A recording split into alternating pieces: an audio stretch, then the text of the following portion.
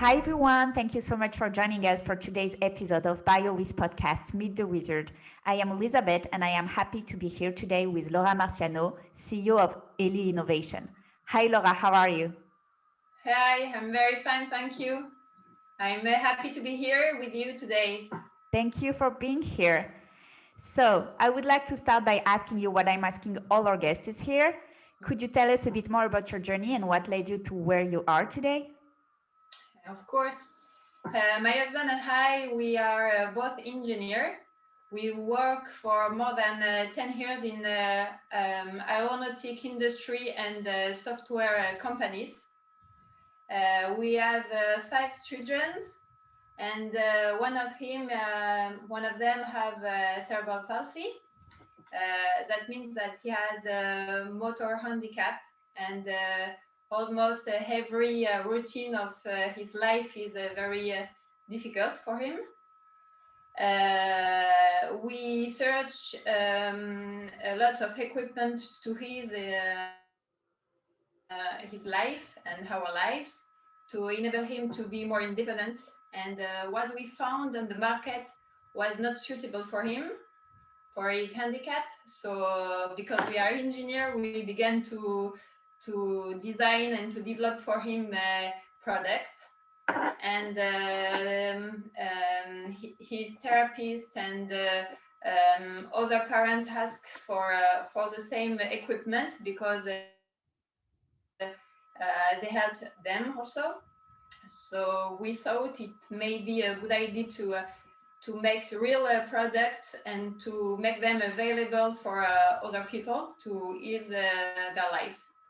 So we created the ELI Innovation company. ELI is the name of our son.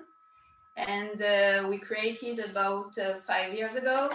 And we are developing a product for people with special needs, and especially for people with a motor handicap.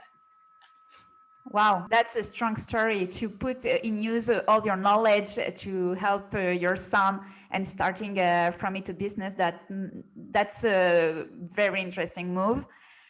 So could you tell us a bit more about the products that you are offering and creating at ELI Innovations? Yes, of course.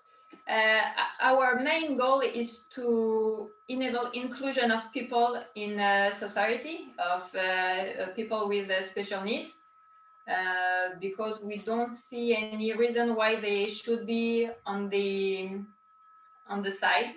Mm-hmm. So our goal is to develop products to make them enter into the society. So we are working on different domains. We are working on the eating time, because it is a very important time for family and friends, and it is a time to be together. So for us, it is very important to work on that domain to enable independence during that time. So we developed a special spoon, ELI spoon, for people with hand movement troubles. All the meat stays in the spoon. No matter the movement of the hand is, the spoon stays parallel to the floor, and it enables independent eating. We also are working on mobility for people, for young people, for very young people, because a wheelchair exists, but it is not designed for babies and for children who are under 6. Okay. So we found a very cool wheelchair, a red one with eyes that is like a toys, but that has all the functionality of a wheelchair. It's called the Weezard. One of our idea is to make products that are cool, that we can go out to the restaurant with the ELI spoon, or go out to the park with the Weezard, and we are not ashamed. And people don't see that it is difficult to have a special needs child. we are trying to change the mentality and to make things people to wow, it's so cool. We also want that for us, not to make a very special and ugly things. It is very very important. We are also working on the leisure time and on games and toys.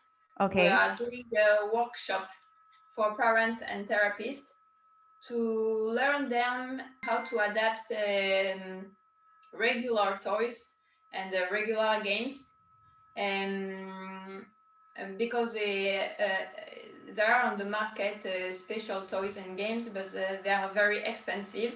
And we think that it is important for children to have a lot of toys and a lot of games, so it is easier to learn one time how to do it, and then they can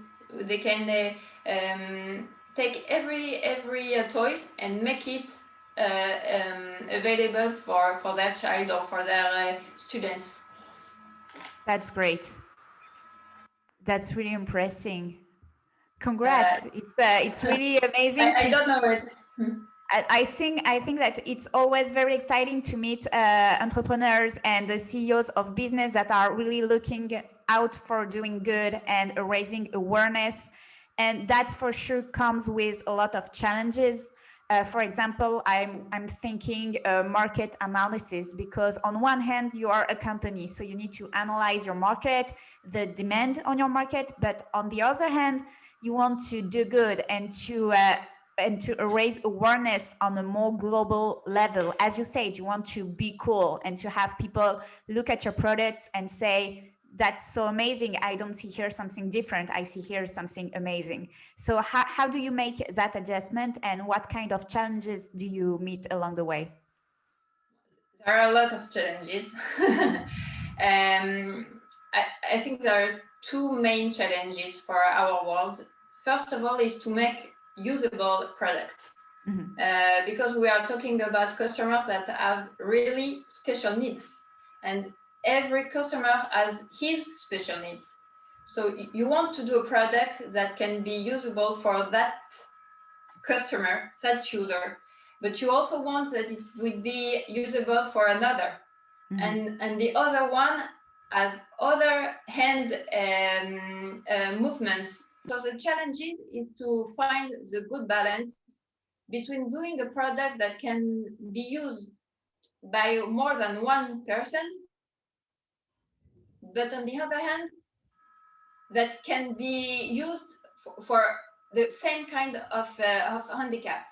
In our world,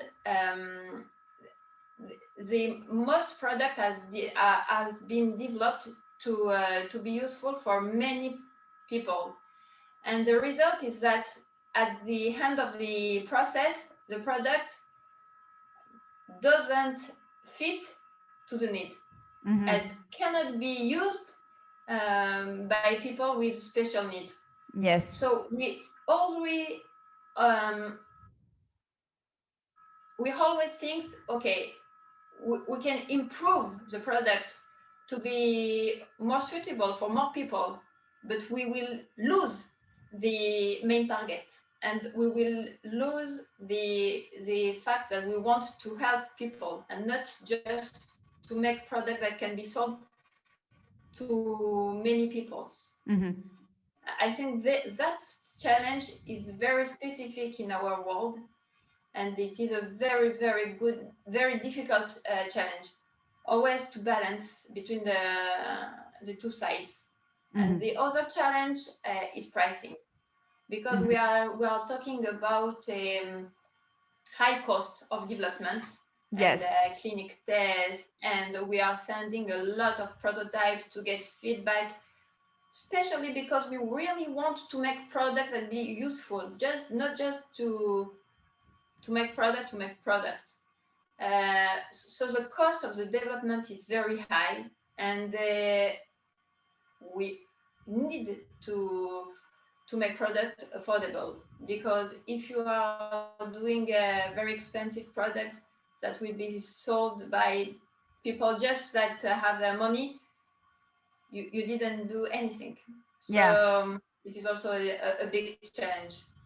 And specifically, since you are a company, so you need to make a margin on your product and to make money out of it to grow a business. So how do you make this? And yes, to do development and to make other products that can ease the life of people, because it is a world that there is not a lot of solutions. Mm-hmm. I didn't thought before I entered that world, but there are not a lot of solutions. No, indeed. Mm-hmm. So how do you make this balance work exactly? How do you find the right pricing by taking into account your high costs and still make a margin in order to be able to grow and to keep offering other more and more products? To be totally honest, for now we are doing a very low margin, and the cost of that is that we cannot develop a lot of product, even if we have a lot of ideas. But our priority is to make it affordable. So it will take us more times, but for now it is our strategy. We hope we will get investors that will help us to high our productions and to make the cost lower, and then to be able to make more margin. Yes, because you're a startup, so you started also with initial funding. And in that regard, the fact that you are a company that want to do good and to offer products to an affordable price, did you encounter any specific issues, or maybe the opposite, any specific support when it came to this kind of initial funding and finding investors, for example? Most of the investment is personal funding. But we also get help from Israel authority, Israel Innovation Authority. Yes, exactly. They help us to make the project. So that means that you have governmental grants that are available to this kind of initiatives. Yes. We propose them the project, and we worked with them during all the development. Okay, that's good. That's great. Yeah, great. So in your opinion, what would you say is today missing to enhance this kind of initiatives such as yours to be able to grow and to produce more and more? Before to grow, I think there is a miss before, and it is one of the parts of what you are doing, is the connection between people with skills that want to be to make a project from scratch. For our part, the challenge was to learn about all things that was not engineering. And there are a lot of things we didn't think about that before, but when we have a product that is working, and it's our job, so we found it, we developed a product that works, and we want it to make it available for people. From that step to be able to sell it, it is a world that was not our world.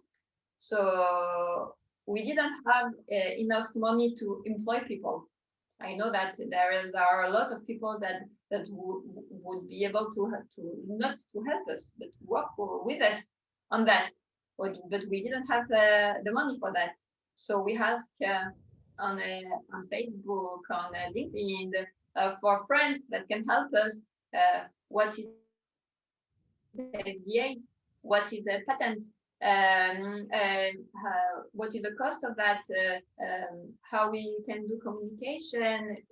A lot of things that we didn't know how to do that. So I think there is a real we didn't find a place to share, because we also want to help people with what we learn, or on engineering, for example, but to share skills for people that want to do a project from scratch. Yes.